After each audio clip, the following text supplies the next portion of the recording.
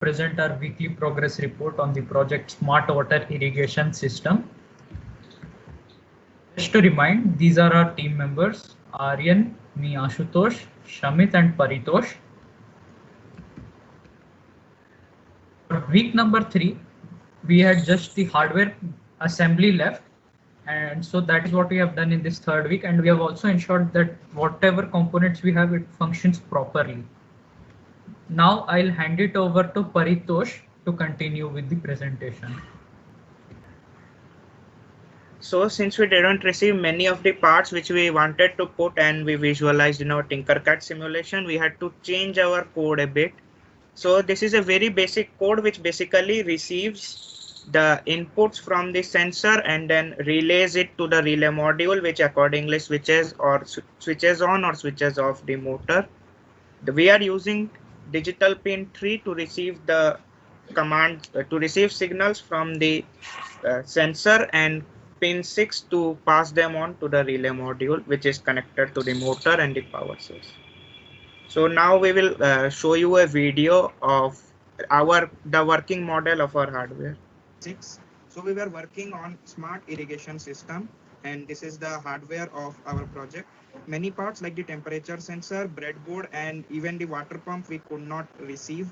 So all we have is our moisture sensor, the Arduino board, and the relay module, which will basically do the job of the SPDT switch in our simulation, which means it will connect or disconnect the motor to the power source depending on the signal it receives from the Arduino.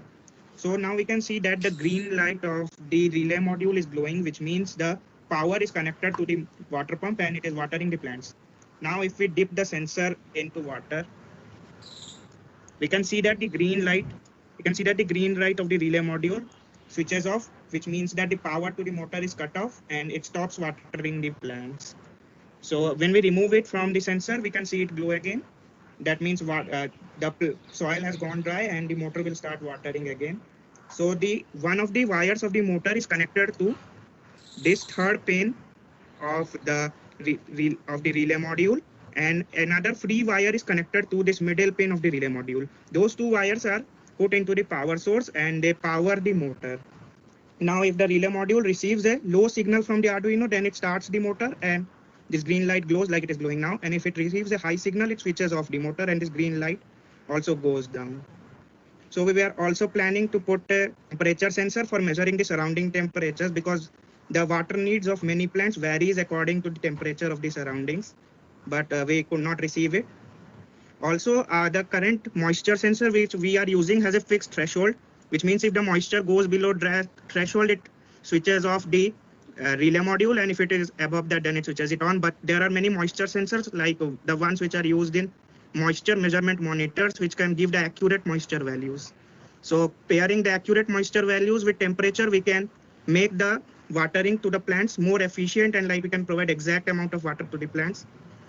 So we will like to extend our project beyond this course also. So when we have all the accurate parts, so that we can assemble it and like make the fully functional model as we visualized in our Tinkercad. But at the moment, we only receive these parts to display. So thank you. Today, thank you very much.